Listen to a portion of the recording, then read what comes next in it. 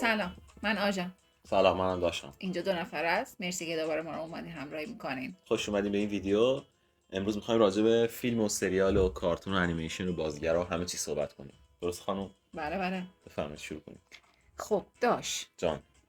بگو که فیلم مورد علاقت چیه؟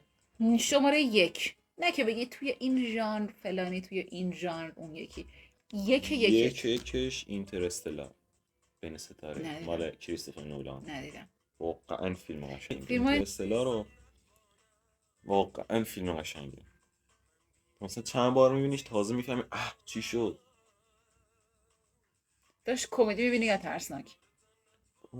کمدی خارجی دوست ندارم. مثلا طنزاشون ضعیفه. نه خارجی ایرانی نداریم، ما کلی داریم صحبت میکنیم. بعداً میپردازیم که مثلا ایرانی آییم. کمدی یا ترسناک؟ ترسناک ها ببین، ترسناک مثلا جامپ اسکر یهو یه چیزی بیاد تو تصویر رو ترسی، این خوبه، ولی ترس مثلا منطقی و فلسفی اینا هم خوبه. ترس منطقی مثلا یه فیلمی دیدم، فیلم سینمایی ترسناک بود، ولی ترس مثلا جامپ اسکر و اینا نبود. یارو رو مثلا داشت از دنیای بعد از مرگ و مثلا روش‌های مردن و اینا میترسونه. اینا ترسای منطقی هم. با فکت تو رو آره، میترسن. ترس واقعی و قانع کننده. ولی ترسای مثلا علمی تخیلی، حالا مثلا نمیگم جن علمی تخیلیه، ولی مثلا فیلم ترسناکایی که جن و اینا داشته باشه رو مثلا تو رتبه 2 قرار میدن بعد فیلم ترسناک منطقی. ولی که اینطوری به ترسی، آره اینو دوست دارم. اینو دوست آره داری؟ خوشم میاد. کمدی چی؟ کمدی نه زیاد. چرا؟ همون گفتم چون کمدی ایرانی بهتره نظرم. خب هم کمدی ایرانی. کمدی ببین مثلا کمدی خارجی مثل فرندز مثلا. تا مثلا مسلط نبود، میدونی میخواد تسلط کامل و زبان داشته باشی تا بفهمی چی میگن. مثلا همون جریان شوخی‌ها، میگه شوخیاشون متوجه نمیشی. جالب نیست واقعا. مثلا چون ما به زبان مادری خودمون تسلط داریم، مثلا کمدی فارسی میبینیم برامون خیلی باحال‌تره، خنده‌دارتره. شوخی رو میدونیم داره راجع به چی با اون مثلا شوخی یه میکنن. لفظی بیا، یه تیکه بنازه کاملا متوجه میشیم. ولی انگلیسی‌ها اکثرا طنز و جوکاشون به خاطر تشابه کلماته. جالب نیست به نظرم. سریال چی؟ یه چیزی که مثلا گفتی و اینو باید تا تهش ببینم. سریال زیاد بود. بهترینش دارک. نه سریال آلمانیه. یه چیزی یعنی ببین رفتم خریدم ویدیو کلیپی که همیشه میریم، ولی ندیدم. واقعا ارزش داره ببینیش. چند بار من دیدمش آخر. خیلی من خوبه. میدونی من چون نمیتونم روند فیلم رو دنبال کنم، تو میدونی من چه عادت پیدا فیلم رو رد میکنم، میزنم جلو فیلمو. به خاطر اون یه فیلم های اینطوری نمیتونم. فیلم دارک یه ثانیه شاید دست بدی، مثلا چند قسمت بعد آخر فصل نمیفهمی چی شده. آره نمیتونم فیلم های اینطوری رو ببینم. باید این فیلم ها صبوری کنی. اصلا آدم صبور نیستم، مثلا نمیتونم بشینم. بیش فعالم. هایپر اکتیویتی دیزوردر. باش بهترین بازیگر مورد علاقت کیه؟ مرد یا زن؟ زن. ایرانی یا خارجی؟ کلا. ببین بانو گوهرخیرانی. نه اینطوری نیست مثلا بگم واو این بازیگر اینطوری اونطوری، ولی مثلا اسکارلت جوانسون رو خوشم اومد. مثلا هم تو مارول، فیلم های مارول بازی کردم، فیلم لوسی. تو لوسی رو دوست داشتم. فیلمی که یه ماده تو بدن جا ساز میکنه. یه فیلم هم تونی استارک بود. همون مال مارول دیگه. آره مارول اونجا هم بود. مرد چی؟ مرد هنری کویل؟ نه کراش دختراه. نه ایش مردم ببین جیم کری ازش خوشم میاد. مثلا فیلمای داشتم باورت نشه من هیچ سلبریتی کراشی ندارم. من سلبریتی کراش ندارم، ولی مثلا با اینا حال میکنم. اصلا حالم فیلماشون خوشم میاد.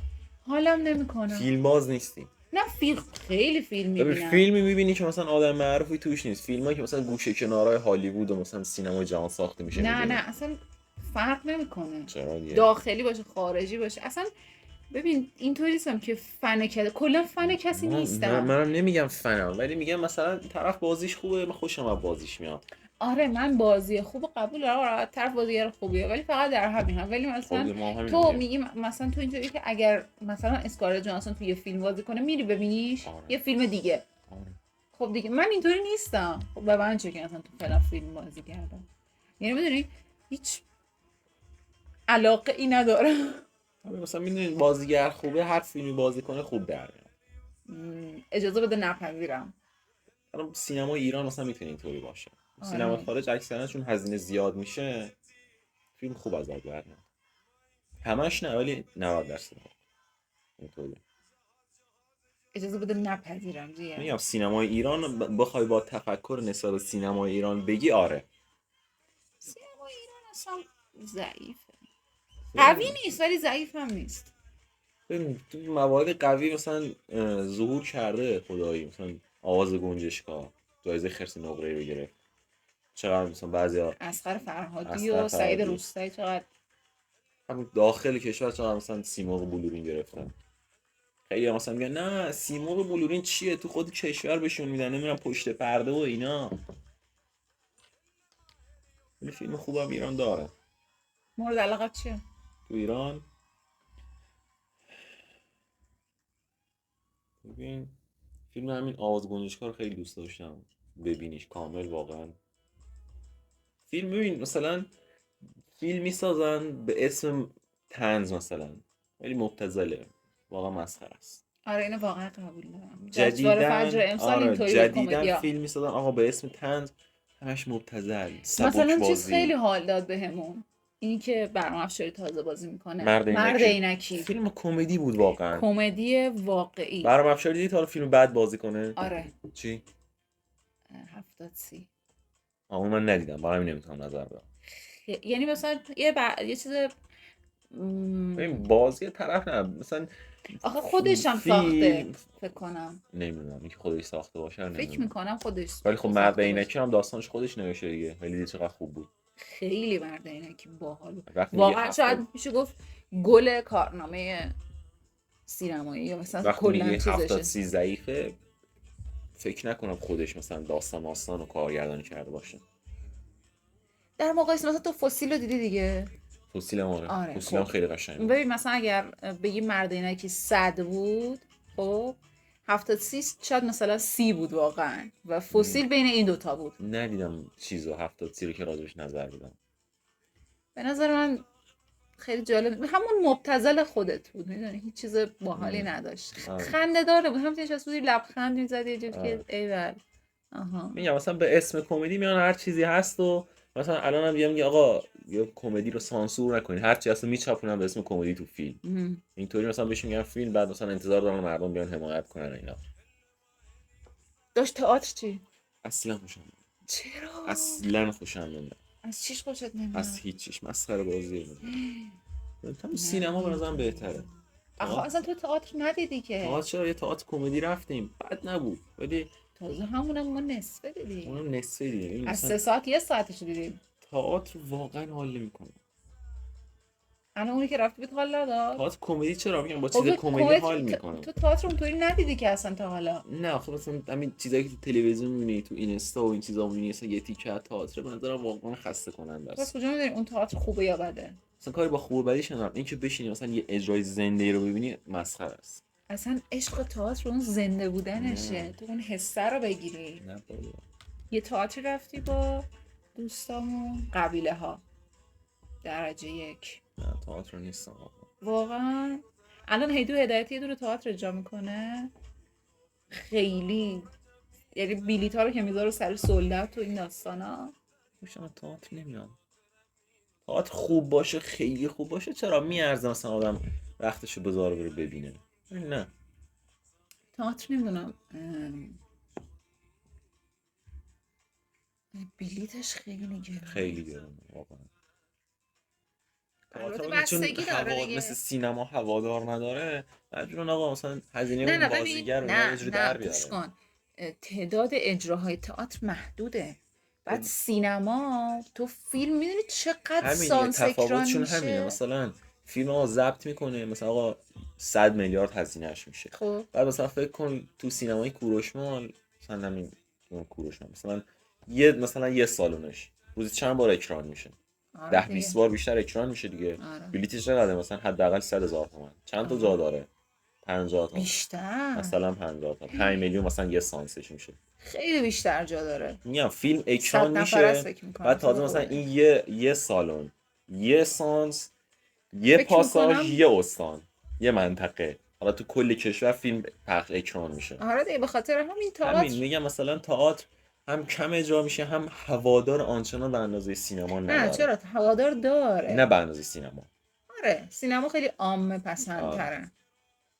سینما نظرم بهتره. ببین تئاتر اکثرا این عشق هنرا میرن.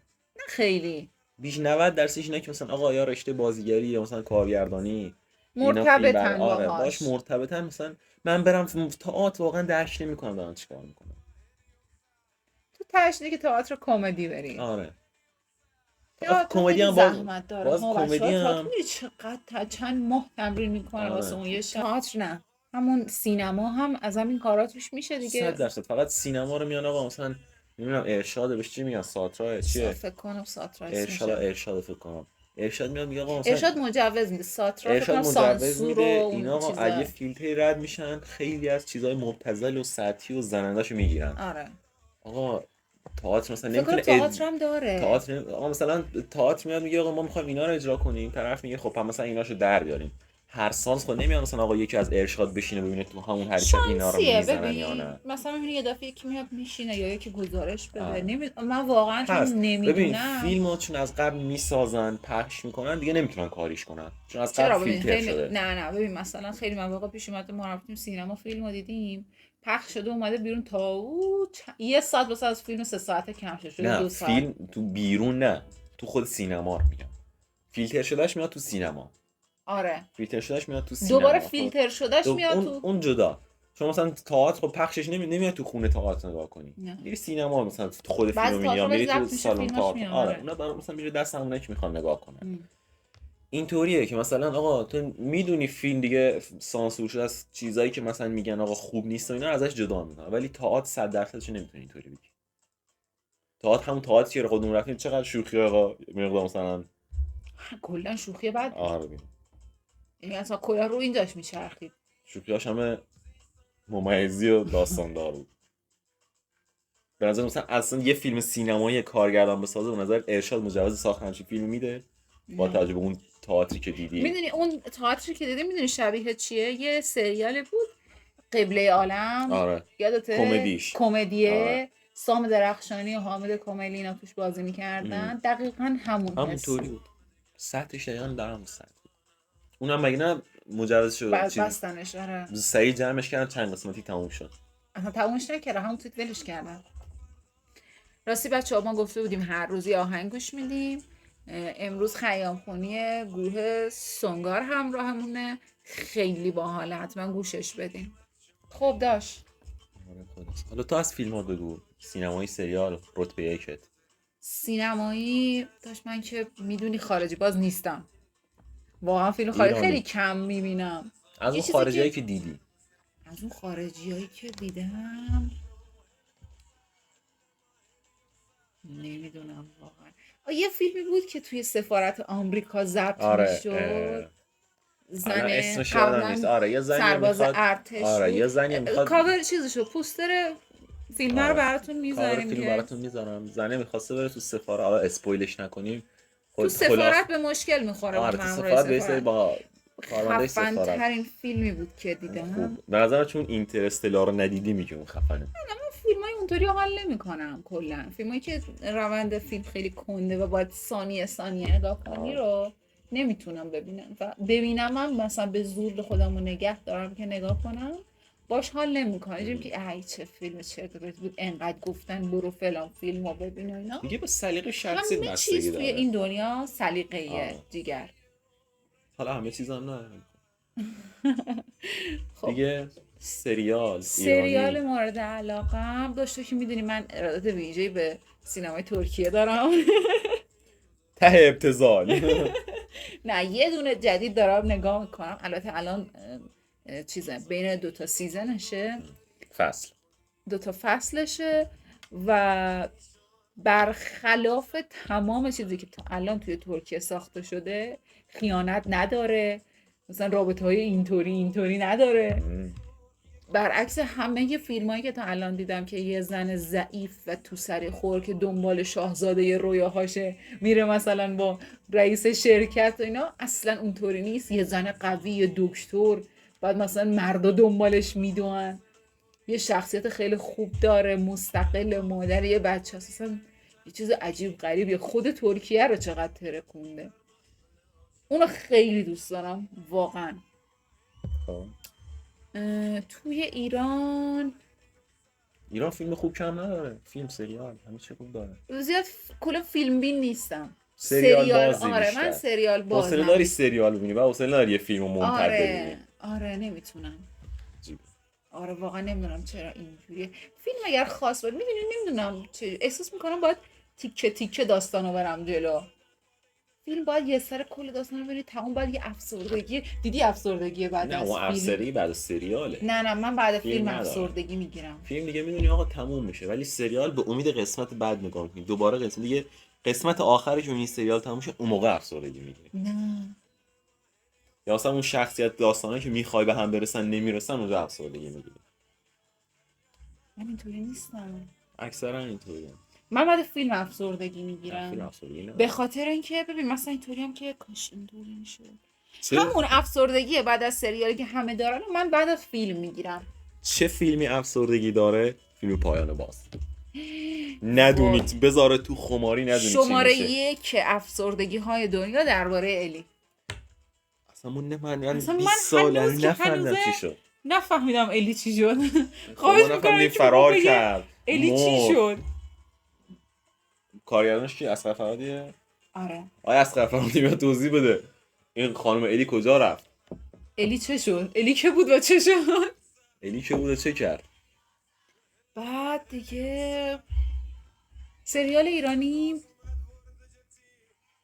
بخوام بهت بگم، ببین الان نسل جدید کارگردانا دارن یه سریال خیلی خفنی میسازن که اصلا تا حالا ساخته نشده. مثلا بجز قورباغه و وحشی که هومن سیدی داره میسازه. قورباغه که اصلا محشر بود، بهترین سریالی که تو عمرم دیدم.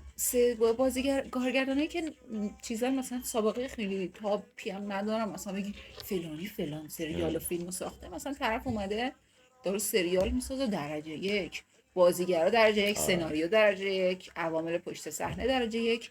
مثلا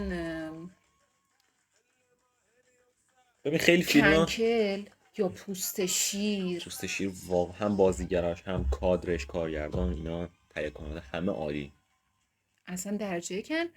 یه کارگردان هم هست که اصلا ارادت ویژه دارم، یعنی ببین تو بگی از نظر تمام منتقدین دنیا اون سریالی که این کارگردان ساخته به درد نمیخوره، فراستی بگه این آشغال ترین چیزیه که من تو زندگیم دیدم، رو سر میذارم. اونم تینا پاکروانه. تاسیان و خاتون. نه تاسیان اصلا خوشم نمیاد. خیلی خوب.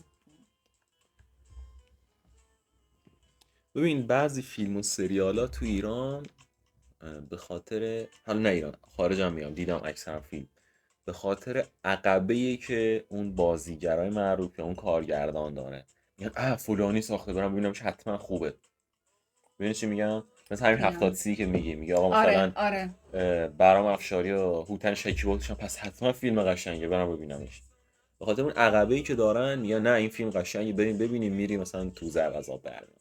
خیلی از فیلم‌ها اینطوریان، برای همین مثلا انتظار نمیره فیلمی که یه کارگردان مثلا تازه کار میسازه نه با این خود مثلا چیزی نداره، تجربه نداره، فیلم قشنگ نیست، میری میبینی تا واو ویلا چی ساخته.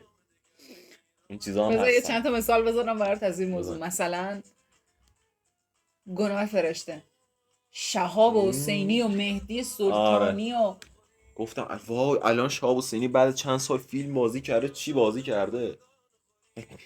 اونم مبتذل، طرف بچه داشت بعد عاشق مثلا اون طرف موکلش شده بود. وکیل موکل. اون تا عجیب فیلم های مبتذل سطحی نمیدونم والا. از اون عقل اسم و رسمی که دارن سوء استفاده کنن. بعد میدونی چقدر تبلیغات انجام داده بود؟ خیلی. من یادمه میرفتم دانشگاه قبل اینکه بشه، مثلا 1 ماه 2 ماه قبل اینکه پخش بشه، تو روی بیلبورد توی خیابون نوشته بودن یه چیزی برای بخشیدن فرشته رو اعدام نکنین، گناه فرشته، یه صفحه خونی. چه خبره تو تهران؟ نمیدونم ارزش نداشته من تبلیغ. ولی این سریال هم طرفدار خودشون دارن. مثل دل. وای ببین دل که اصلا نمیخوام اسمشو بشنوم. یکی از بچه‌ها میگفت که گوشیمو اسکرین شیر میکردم روی تلویزیون خونم و برای مامانم دل میذاشتم ببینه. میگم مثل عذاب بود. مجبور چون کاری نداشتم و گوشیمم وصل بود نشسته بودم و مجبور بودم که دل ببینم. عذاب بود واقعا. چرت و پرت. بازیگراش خوب بودن ها. سناریو محتوا ترکی بود. آره ترکی میدین ایران، ساخت ایران. اصلا گفتم ساخت ایران، سریال ساخت ایران هم خدایی. امین حیایی و این محمد رضا گلزار و بعدن محسن کیایی و اینا هم اومدن. واقعا قشنگ بود. خیلی داشت کمدی تگزاس یکش خوب بود، بعدش مسخره شد. خوب بجرف هم یکش خوب بود. خوب ببین اینا که اکثرا مثلا 1 2 3 و اینا میسازن تا ماکسیموم تا 2 خوبن. 2 مثلا 1 عالی 2 ای 3 هم هیچ تموم. نمیدونم چجوری میشه که اینطوری میشه. اون فوکوس و اون یا میخوای بسازی یه سریال بساز اینطوری میکنی، یا یه دونه بساز، یه دونه طولانی 2 ساعت و نیم 3 ساعت بساز. اون میشه. یعنی درآمدشون از این راهه. خیلی طولانی هم دیگه دیدن نداره. نه فیلم طولانی ارزشدار هست. یه فیلم یادته یه دفعه دیدیم راجع به تحولات سینما توی هالیوود بود. بابیلون. آره اون ارزش داشت. طولانی ما 3 روز یه ساعتشو نگاه می‌کردیم. داشتیم فیلم نگاه می‌کردیم. هر چی نگاه می‌کردیم تموم نمی‌شد. ولی قشنگ بود مثلا. باحال بود. آره. اونم مثلا واقعیت مثلا ابتذال و مثلا سطح سینمای هالیوود رو به نمایش گذاشته بود. واقعیت و اینا. حالا اگر مثلا چیزای بد هم داخلش بود میگفت اون بدا توش هست. اون واقعیته بود که داشت بدا رو نشون میداد. این بدا رو هم داره. خوبیاشو نشون میداد و در کنارش بدی‌ها رو نشون میداد. نه اینکه صرفا بیاد مثلا فقط بدی‌ها رو بگی خوبی نداره یا فقط خوبی‌ها رو بگی بدی نداره. بابیلون واقعا خوب بود، بد تموم شد. یعنی اونطوری که انتظار میرفت تموم نشد. سریال طولانی دیدی؟ سریال طولانی آره. چی دیدی؟ فلش. چقدر دیدی؟ فکر کنم یا 6 فصل یا 9 فصله. 9 فصل فکر کنم 25 قسمتی. 9 تا 9 5 تا 200 خورده قسمت. به یه سریالی انقدر وفادار بودم طبق معمول سینمای ترکیه. فکر میکنم 200 یا 300 قسمت 2 ساعته دیدم دیگه. و ببین یه جایی رسید که اینطوری کردم که من دارم با خودم چی کار میکنم. من انقدر بعد از 300 و فکر کنم 50 و خورده 356 قسمت دیگه نگاه نکردم و ولش کردم. خسته شدم. ببین خود سریاله خب اینجوری کرد که دیگه ما هم خسته شدیم. خدافظ. این سریال یه جایی به بعد تکراری میشه. دیگه هیچی ندارن. مثلا از گذشته استفاده کنن میان دوباره بازسازی میکنن. هیچی نداشت دیگه واقعا. مثلا من همین سریال فلاش درگیرش بودم علاقه شدید. خب مثلا فصل 1 بودم گفتم اوف دی سی چی ساخته، فصل 2 فصل 3 فصل 4 به بعد دیدم مثلا همون ابرشرورای فصل 1 تا 4 رو یه جوری قدرتاشون استفاده کنم میدم به یکی دیگه دوباره میارنش تو سریال. یه سریال دیدم خارجی بت‌وومن الان که گفتی یادم افتاد. اونم اصلا توش نمیاد. فصل 1ش خیلی خوب بود. نه بابا. فصل 1ش خوب بود. بعد بازیگری که بر فصل 1 آورده بودن فصل 2 گفته بود دیگه نمیاد. آره. یه بازیگر دیگر آورده بودن گذاشته بودن جای بت‌وومن. اصلا اینکه مثلا یه بازیگر عوض میشه تو طول سریال اگر طرف شبیهش باشه خوبه قابل پذیرشه. آره. یعنی که مثلا کلا عوض میشه نه. طرف مثلا بازیگر نقش بت‌وومن توی سیزن 1 یه دختر سیاه پوست موکوتا، بعد مثلا کسی که به جاش اومده بود یه دختر نه فصل 1 سفید پوست بود، فصل 2 سیاه پوست بود. خب عزیزم حداقل یکی بیاد که سفید پوست می آوردی شبیهش باشه. هالیوود دی چه میشه کرد؟ چه میشه کرد؟ غربه شیطون. یه چیزم خیلی دوست داشتم، کپچر واقعا عالی بود. خیلی خوب بود. ببین تو اصلا اون نمیتونستی پیش بینی کنی میخواد چی بشه. من کل سریال از رو گوشیم پاک کردم. خب قسمت آخر که داستان شو میشه، تازه قسمت آخر میفهمی از اول تا مثلا یه دونه مونده با آخر چه خبر بود. حتی یه دونه با اون مونده با آخرم نه، توی 20 دقیقه آخر قسمت آخر میفهمی همه چی لو میره. آره یعنی قشنگ داستانو تازه میفهمی. من قسمت آخر رو نگه داشتم تو گوشیم هنوز، مثلا کل سریالو شاید پارسال دیدم. اون قسمت آخر هنوز تو گوشیمه، دوباره میرم از اول قسمت آخر رو بودم. جان ببین چی دیگه خوب بود حدس بزن. با هم دیدیمش. خیلی هم درگیرش بودیم. ونزدی؟ نه دلستافاس. واو دلستافاس فصل 2 اصلا هیچی راجبش حرف نزنیم. دیدی فصل 2 شد؟ نمیخوام نگاش کنم اصلا. بعد از پدرو پاسکال اصلا ببین من بازیش هم میکردم دیدم مثلا جول توش میمیره دیگه ادامه بازی رو بازی نکردم. اصلا من کلا برای الی نگاش نمیکردم، من برای پدرو پاسکال نگاش بابا میکردم. اصلا 1000 تا آدم من دیدم مثلا عکساشون تو اینستا و یوتیوب اینا منتشر میشد کپی الی توی بازی، ولی رفتن این دختره نمیدونم چیه اسم فامیلش رمزی نمیدونم چیه آوردن جای الی. واقعا خیلی چیز باحالی بود. یعنی فصل یکش من فصل 1 رو دیدم گفتم خدایا 2 رو البته من چون قبل از اینکه مثلا سریال رو ببینم دلستافاس 1 و 2 رو بازی کرده بودم میدونستم میدونستی 2 که چی جور قرار میشه. رو بمیره. میدونستم 2 تو چی چرا میشه. من نگفتی؟ نگفتم که مثلا خودت ببینی سورپرایز بشی. اصلا سورپرایز نداشت. من افسرده شدم. من خودم وقتی دیدم چطوری کشتنش تو بازی ناراحت اصلا من فکرم اول داره خواب میبینه، گفتم نه هیچ خبری نه نیست. بابا خوابه قسمت رو دیدم تموم شد، گفتم نه مرده. نه قسمت بعد گفتم الان از خواب، چون یه سریال دیگه دیده بودم که طرف میمیره چند تا اتفاق دیگه میفته بعد میفهمم خواب بوده، از خواب بیدار میشه. گفتم نه خواب توهمه، اصلا امکان نداره الی بمیره جول نمیره. بعد رفت قسمت نه مرده خاکش کردن. کشتنش. نگاش نکردم دیگه. منم بعدش بازیش نکردم اونجایی که جول مرد. اصلا خوشم نیومد ازش. که یه مثلا وسط سریال با آدم شوک میدن یعنی که نقش اصلی اصلا فیلمو نقش میکشن. اصلیه نه نقش داستان کلا راجع به الیه. از نظر بیننده نقش داستان جول بود. ببین مثلا تو توجه کنی بهش اینا دنبال ساختن واکسن بیماریه بودن. آره ببین کلیت داستان حول الی میگرده ولی کامل تر بودنش شخصیت جول جذابیت بیشتری. یعنی به نظر می بود که یه اتفاق برای الی میافتاد، حالا حذفم نمیشد ولی یه اتفاق براش میافتاد. اتفاق زیاد براش میافتاد ولی جون سالمه. کاش اجازه داشتم به اون کسی که بازی رو ساخته چیزی بگم.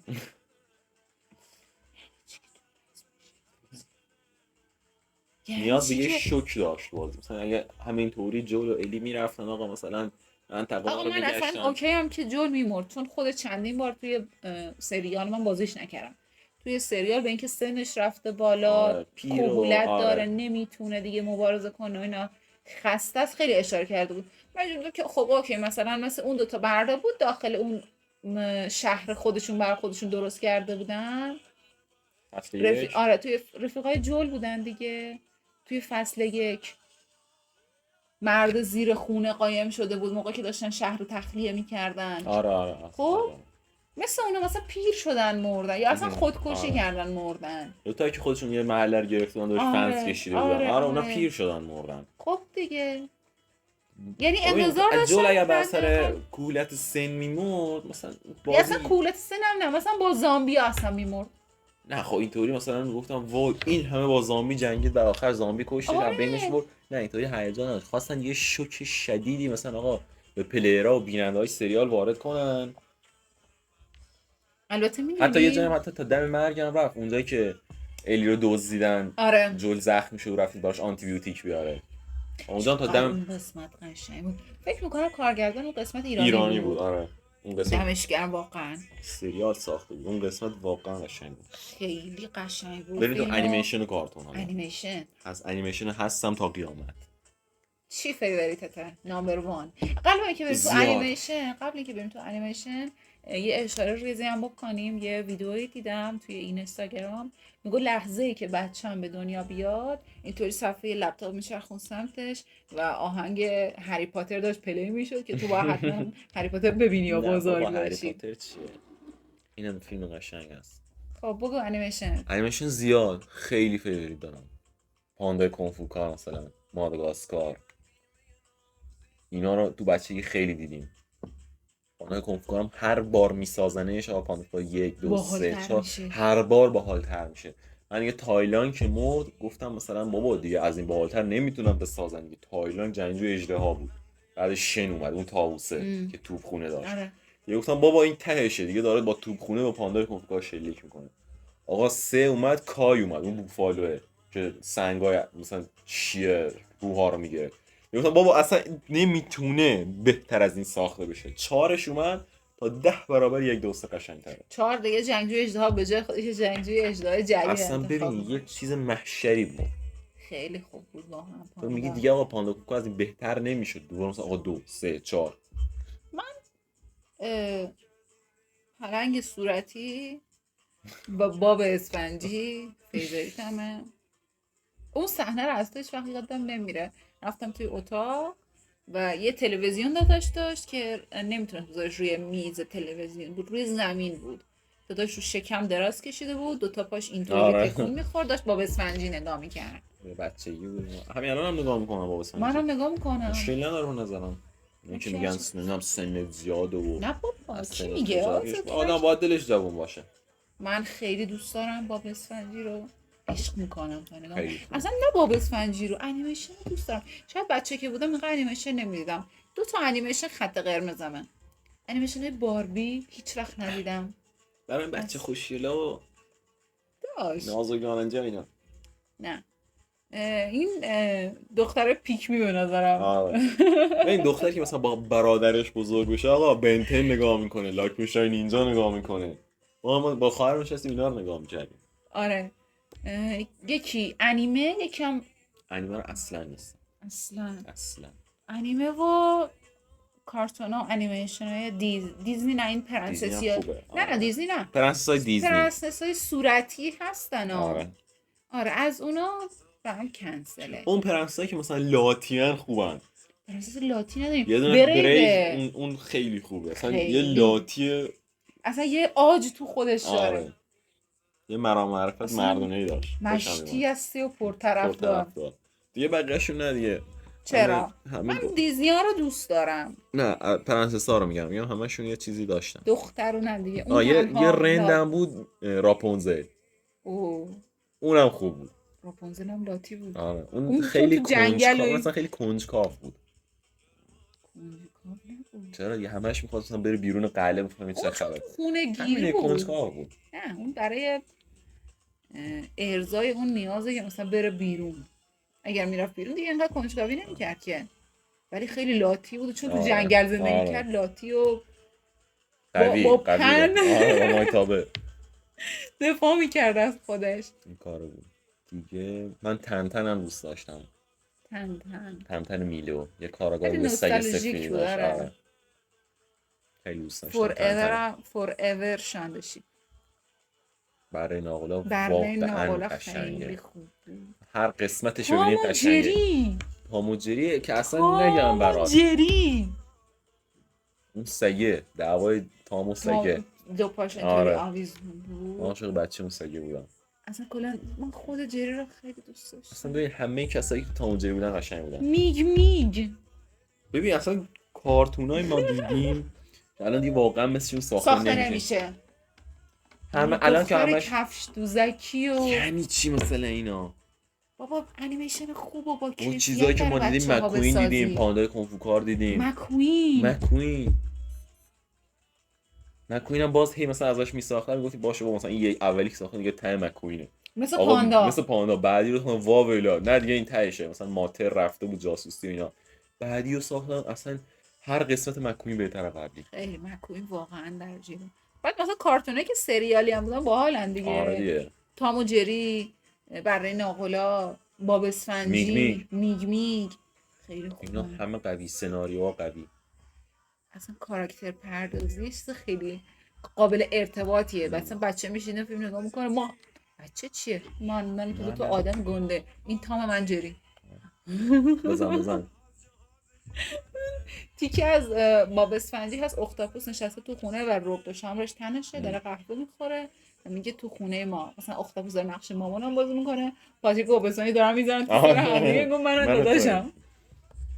مثلا اشاره‌های جالبی مثلا به فیزیک هم تو کارتون ها میشه. دیدی اون گوریه هر موقع دنبال میکرد میرفت اصلا از رو صخره میرفت بالای دره تا پایین نگاه نمیکرد نمیافتاد. مثلا یه تابلوی می آورد میگفت تا نگاه پایین نکنی جاذبه کار نمیکنه.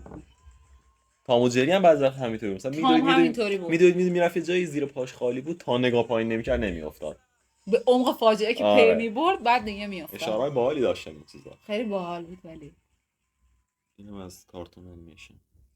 خلاصه که بچه‌ها مرسی ازتون که توی این ویدیو هم همراه ما بودین. اگه داداش یا خواهر میشناسین که مثل ما هن به ما معرفیشون کنین، ما رو به اونا معرفی کنین. یادتون نره که ما رو لایک کنین و سابسکرایبمون بکنین. کامنت هم یادتون نره. خدافظ. فعلا.